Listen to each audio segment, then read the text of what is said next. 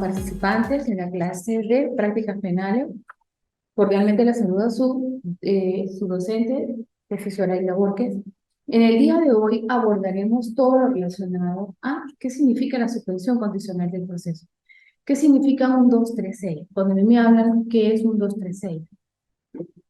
Bien, la suspensión condicional del proceso, ¿en qué momento se da?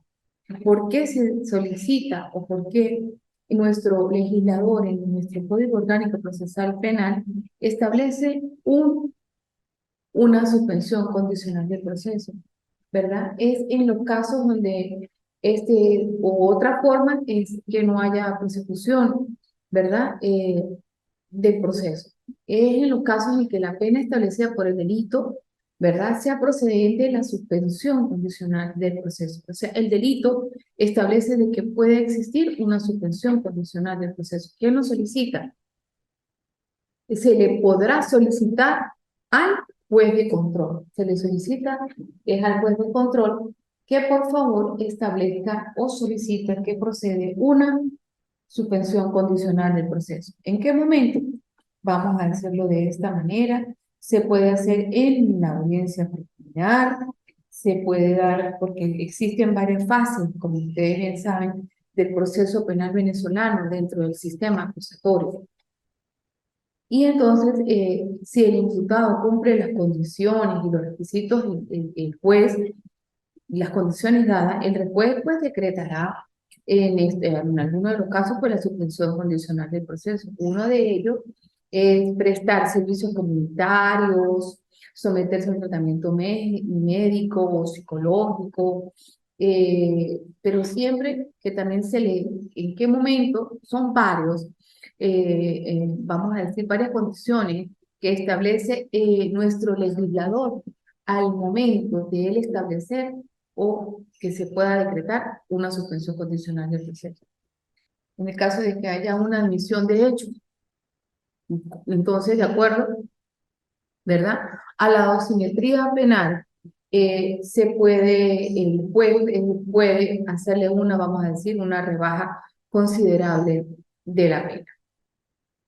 Asimismo, a los efectos del otorgamiento de ese tipo de medidas, ¿verdad?, el juez escucha en estos casos a las partes que conforman un proceso, vamos a decirlo así, al fiscal, al imputado y en muchas veces a la víctima, ¿verdad?, para que ellas participen de una manera más amplia dentro del proceso y lo cual se va a resolver dentro de la misma audiencia. En muchos casos, esa solicitud puede ser denegada por parte del imputado y no se puede, en estos casos, establece nuestro legislador en nuestro Código Orgánico Procesal Penal, de que puede haber un reconocimiento de tal responsabilidad.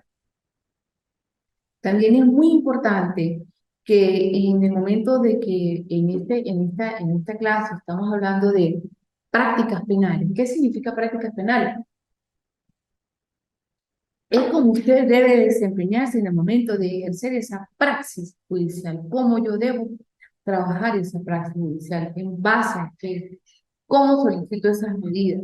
Entonces es importante que ustedes tengan en claro, o vamos a decir así, cómo es la participación que haya hecho ese imputado en esa mayoría de los casos. También tomando en consideración el régimen de las pruebas o la comunidad de las pruebas, es importante también establecer o revisar pormenorizadamente las actas judiciales, la cadena de custodia. Entonces hay que tener en cuenta y en consideración de una manera, vamos a decirlo así, más centrada, y hacer el reconocimiento de esas actas de justicia, que muchas veces por la premura pues siempre tienen algún tipo de fallas.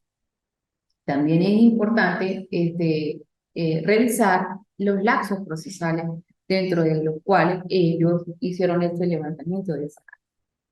También dice, dentro de esa suspensión condicional del proceso, las condiciones dice que está establecido donde el imputado deberá establecer o deberá atenerse de algunas condiciones que le establece el legislador a la hora de decretarse una suspensión condicional del proceso.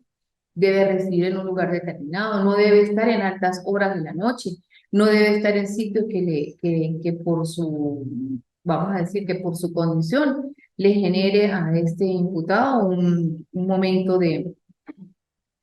vamos a decir así, le genere un momento de controversia, por ejemplo, una licorería a determinadas altas horas de la noche, una persona que les ha decretado una suspensión cualquiera o una medida, no debe estar expuesto, vamos a decir, y esos tipos de zonas, pues lo expone.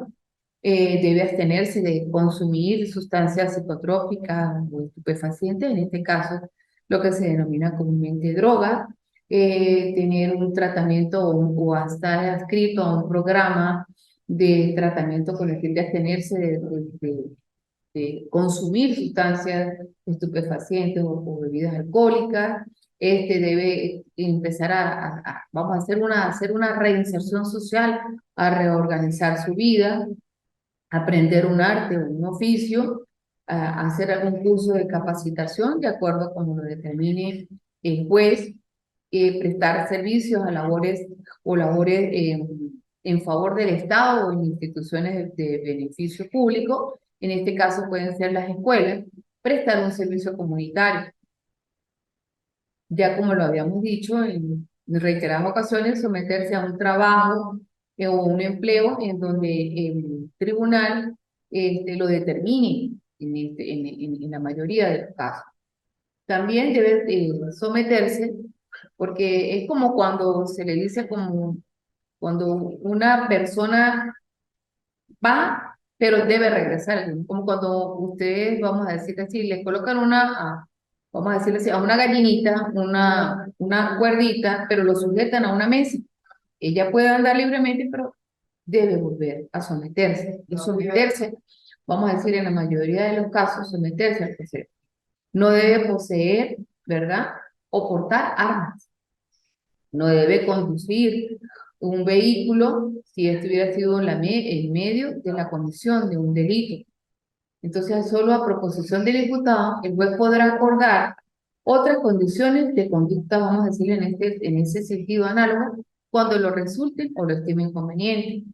Y si el imputado, también lo establece en nuestra legislación, cumple las condiciones impuestas, el juez podrá decretar el sobreseimiento, el cual está establecido en el artículo 300 del Código Orgánico Procesal Penal, y donde tiene, vamos a decirlo así, una serie de condiciones, una serie de requisitos para que el juez pueda decretar, porque lo solicita en la mayoría de los casos, lo solicita el fiscal del Ministerio Público.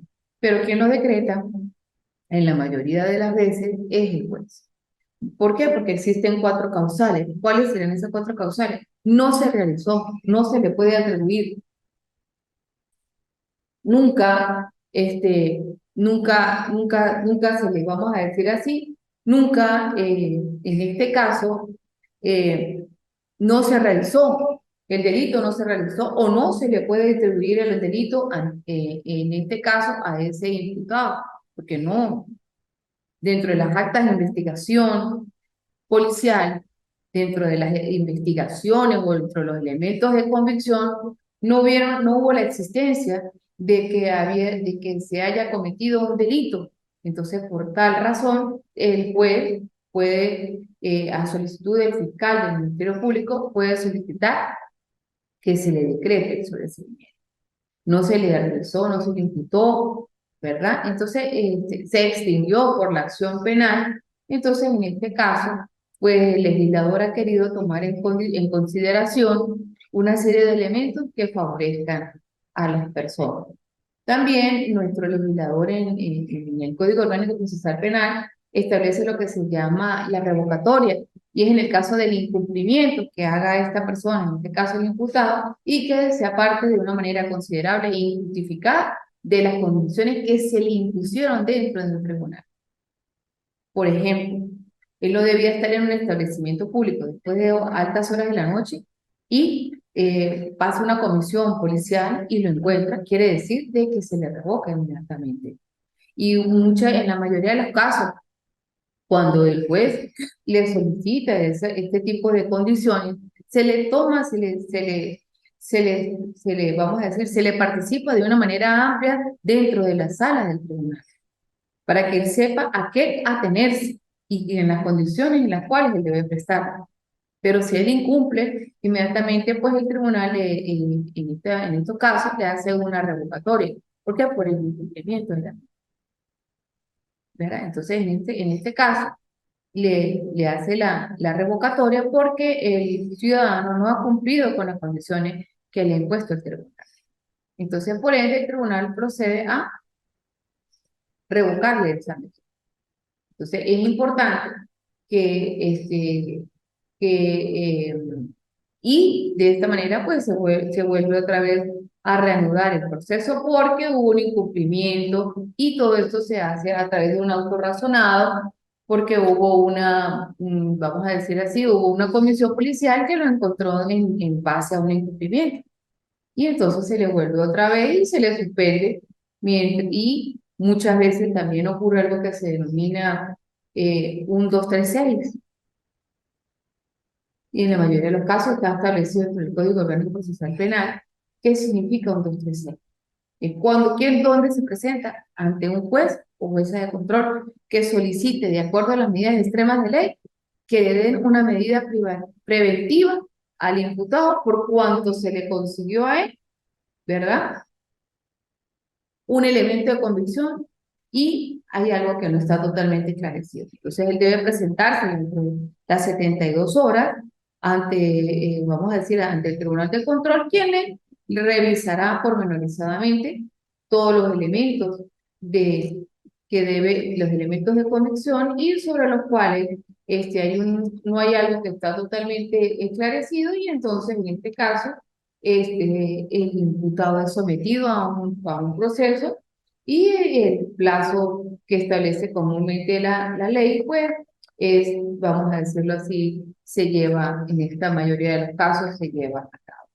Entonces es muy importante en lo que respecta a la defensa, ¿verdad? Que ustedes muchas veces, algunos serán defensores privados o defensores públicos, de que ustedes de manera elocuente pues revisen pormenorizadamente todo lo atinente a las actas de investigación, a las actas policiales, y en base a ello ustedes puedan ejercer una mayor defensa en menoscabo de los derechos que le puedan ser cercenados o lesionados, en este caso, a los imputados. Entonces es muy importante, ¿verdad?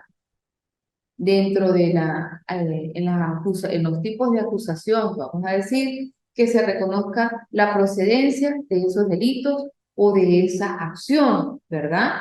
Y en los casos en la parte que es privada, es importante que el defensor privado reconozca o, por ejemplo, la víctima quiere establecer más todavía o existen otras cuestiones que impliquen más a este imputado, establecer en términos generales lo que se denomina una querella. Entonces, aparte de eso, pues está el fiscal del Ministerio Público, pero la persona decidió en la mayoría de los casos querellarse. Entonces, es muy importante lo que establece nuestro Código Orgánico Procesal Penal, ¿verdad? En torno a los principios y las garantías procesales. Como ustedes bien saben, nuestra Constitución de la República Bolivariana de Venezuela es una constitución netamente garantista y humanista y establece en lo desarrollado en el artículo 49 en base al debido proceso. Entonces, es muy importante resaltar que nadie puede ser juzgado sin un juicio previo, ¿verdad? Y tomando en consideración el debido proceso. ¿Dónde está establecido el debido proceso? En el artículo 49 de nuestra ilustre Carta Magna, que establece que todas las personas tienen que ser juzgadas por sus jueces naturales. ¿Qué significa esta palabra o esta connotación que me quiere desarrollar a mí, en este caso, el legislador, al señalarme qué es o qué significa un juez? Es decir, que el delito se cometió, vamos a decirlo de esta manera, el delito se cometió en Caracas, entonces ahora el Tribunal Supremo de Justicia ha habilitado algo que se llama las salas telemáticas. ¿En qué se basan las salas telemáticas? En que, por ejemplo, el delito se cometió en Caracas, se cometió en Barquisimeto, se cometió en Trujillo. Entonces, los jueces, pero él fue, vamos a decir así, en una comisión policial, ¿verdad? o en una alcabala, él fue detenido y fue revisado a través del sistema y se encontró que estaba solicitado por un tribunal de Trujillo. Inmediatamente, él se pone a derecho, lo que estamos hablando, ante un juicio previo y se le solidifica el debido proceso, que es presentarlo ante el juez natural. ¿Y dónde se cometió el delito? Entonces fue en el estado Trujillo, por decirlo de alguna manera, como un ejemplo, y esa persona pues se le habilita una sala telemática que en Venezuela están organizados de acuerdo al Tribunal Supremo de Justicia, y en la sala telemática se hace con la presencia, ¿verdad? Siempre de una manera garantista, de acuerdo al debido proceso, se presenta y va a ir, está debidamente asistido por un fiscal, por un defensor, se constituye, vamos a decir así, un tribunal, las debidas partes del proceso, pero a través de una, vamos a decir en la mayoría de los casos, de una videollamada o de una sala telemática que está compuesta por una computadora, por un televisor, y en ese momento se celebra esa audiencia de imputación o en una mayoría de los casos una audiencia preliminar, la cual está en un proceso. O sea, ahí puede el juez, como lo estábamos estableciendo en minutos antes, decretar una suspensión condicional del proceso o una prosecución del proceso, decretar un sobreseimiento o, en la mayoría de los casos, de acuerdo a la gravedad o los extremos de la ley, solicitar una privativa de libertad. Entonces, es importante señalar todas estas garantías procesales que están consagradas en la Constitución de la República Bolivariana de Venezuela, en las leyes, en los tratados o convenios internacionales que están suscritos por la República y en los cuales, en el ejercicio de la jurisdicción, la justicia penal se administrará en nombre de la República y por autoridad de la ley. Entonces, se respeta ese ejercicio de la jurisdicción. Es muy importante recalcar en el día de hoy esa participación que también deben tener los jueces y el respeto que se da en la mayoría de los casos dentro de la dignidad humana. Por eso es que en el día de hoy yo he querido, vamos a decir de una manera, clarificarles a ustedes esos términos contemplados dentro de nuestra legislación y dentro de nuestro Código Orgánico Procesal Penal. Bien es cierto que tenemos nuestras leyes adjetivas y en la mayoría de nuestros casos tenemos nuestras normas sustantivas. Entonces, de acuerdo a la jerarquización de la ley, hay que tener en consideración y claramente ese denominado control constitucional, ¿verdad? Que también dentro de una audiencia de imputación, de acuerdo a que es celebrada por un fiscal del Ministerio Público, en la mayoría de los casos por una vindicta del Ministerio Público, el juez en este caso puede, de acuerdo cuando escucha las partes del proceso, inclusive al imputado, puede hacer un cambio dentro de la calificación jurídica, que es lo que se denomina un control constitucional. Yo lo puedo ejercer. En este caso soy el juez y yo considero dentro de la acción penal y dentro de la calificación jurídica que hizo el fiscal o el Ministerio Público y de acuerdo a las actas de investigación penal, en el momento que se está celebrando esa imputación, yo puedo perfectamente en ese acto hacerle un cambio de calificación jurídica porque de acuerdo a la petición de las partes y una vez oídas las partes dentro del proceso, en este caso, el imputado se verifica que el delito no está ajustado debidamente y por ende, pues esa medida, el imputado se ve en este momento, pues vamos a decir, favorecido y se ejerce algo que se llama la justicia. Por eso es que es importante lo que se denomina ese control de la constitucionalidad.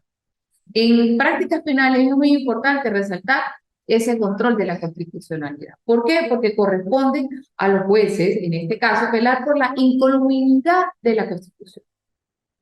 Cuando nosotros hablamos del término incolumnidad, quiere decir que al ejercer ese control de la constitucionalidad, le estamos garantizando en este instante a esa persona, a ese sujeto, le estamos garantizando una justicia digna, propia, ¿verdad? Se está dando lo que se llama la celeridad, se le está otorgando lo que se denomina en términos generales y en términos legales el debido proceso. Entonces es importante establecer de que los jueces deben velar por esa incolumnidad de la Constitución, cuando la ley cuya aplicación, ¿verdad?, se pide colidiera con ella y los tribunales deben atenerse a la norma constitucional.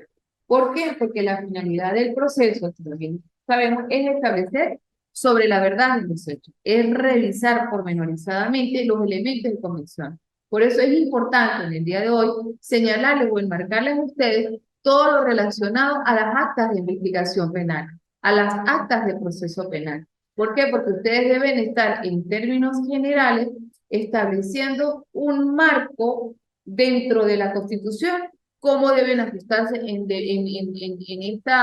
esta fase el proceso. ¿Cómo está establecido básicamente el proceso? Entonces es muy importante también señalar que dentro de nuestro sistema acusatorio se ventila algo que se denomina el juicio oral, ¿verdad? La oralidad. Y dentro de esta parte, y también está la defensa e igualdad entre las partes. Esa oralidad solo se aprecia las pruebas que están incorporadas en la audiencia. Por eso es que es importante, ¿verdad?, resaltarles a ustedes, mis estimados participantes, la comunidad de las partes testificales, las partes de los testigos, para hacer un mayor realce, porque esa es la finalidad del proceso. ¿Cuál es? Establecer la verdad y los hechos por las vías jurídicas. ¿Y cuáles son las vías jurídicas? En este caso tenemos la comunidad de las pruebas, mediante las cuales se aplica debidamente el derecho y la finalidad es el juez tomar o adoptar una mejor decisión. Entonces, este juicio oral tiene lugar de una manera, vamos a decirlo así, donde los jueces pueden pronunciarse, donde ininterrumpidamente se da una incorporación o un debate de las pruebas, pero esto se da dentro del proceso, donde los jueces deben garantizar esas preferencias de esas desigualdades. Y como es bien sabido, como se lo recalco a diario dentro de esta unidad curricular, la defensa e igualdad de las partes me señala a mí, nuestro legislador, que la defensa es un derecho inviolable en el Estado y dentro del grado del proceso.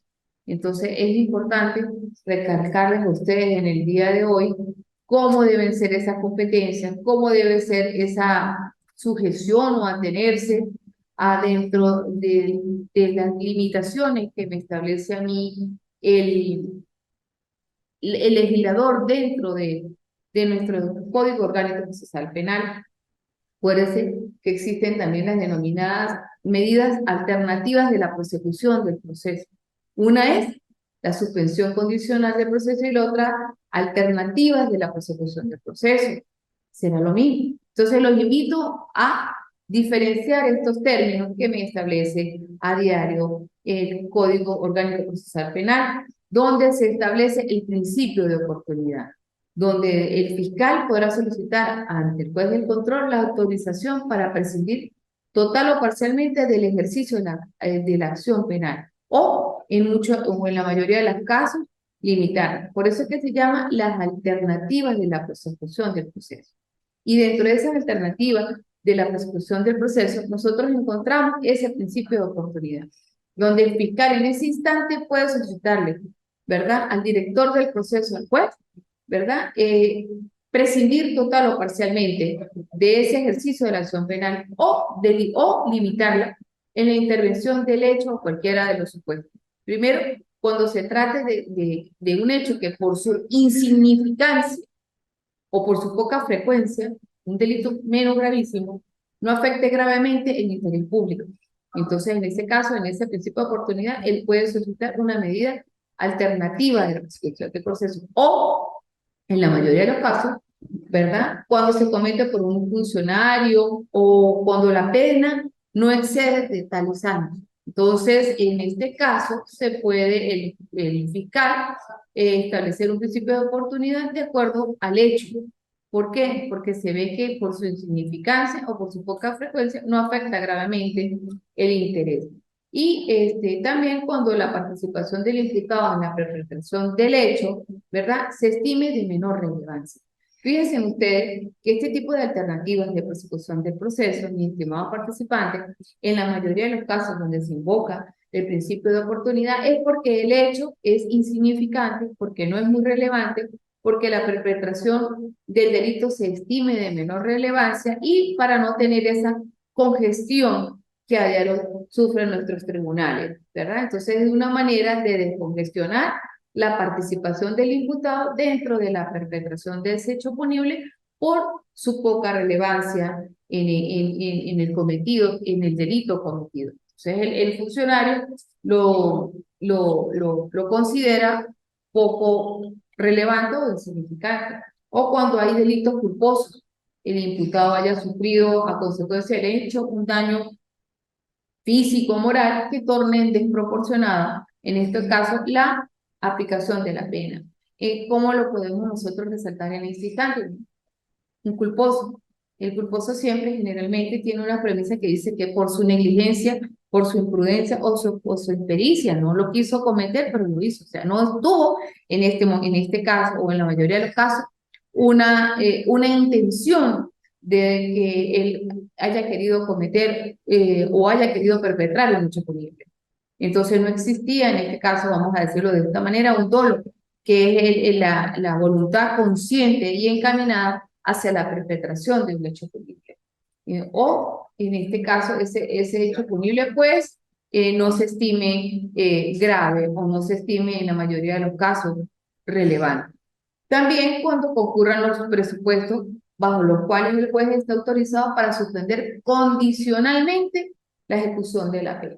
Entonces, muchas veces cuando se dan este tipo de medidas, vamos a decirlo así, es porque no existe un extremo de ley y el tipo o el tipo de delito o calificación jurídica no reviste un carácter extremo donde merezca pena privativa de libertad y en la mayoría de los casos, pues la calificación jurídica denota solamente favorecer en este caso a través de este principio de oportunidad, ¿verdad? El imputado porque las expectativas pues no están basadas claramente y él se hace en la mayoría de los casos una suspensión del ejercicio de la acción y por ende el Ministerio Público procede a ejercerla.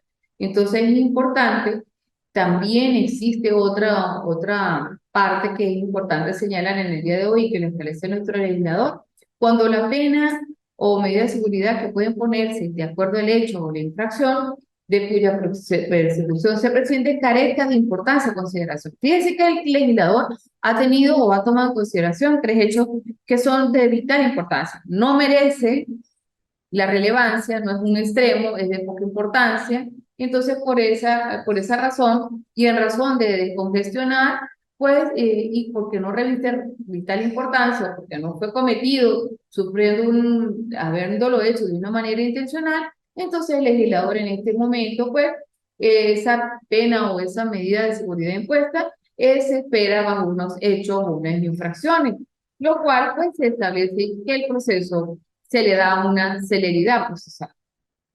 También es cuando el tribunal admite, vamos a decirlo así, la aplicación de algunos supuestos previstos en el artículo que dice que se da la extinción de la acción penal. Entonces también es importante hacer énfasis cuando se trate de hechos productos de que no proporcione una información vital o útil y en cuyas personas el ejercicio de esta acción penal suspende la relación con los hechos o las personas en cuyo favor se aplicó vamos a decirlo de esta manera, este principio de oportunidad.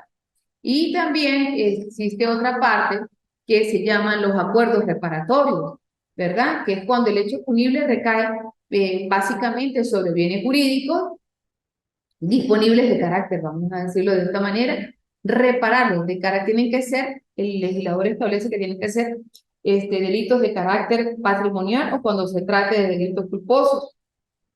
El juez dentro de la fase, aparece que dentro del Código Orgánico Procesal Penal está establecido en base a fase, entonces el juez en la fase preparatoria, ese caso en el juez de control, ¿verdad? Podrá aprobar en la mayoría de los casos acuerdos reparatorios entre el imputado y la víctima, verificando que concurran los hechos o acuerdos y que se haya prestado de una manera consciente, en forma libre y con el consentimiento de los derechos.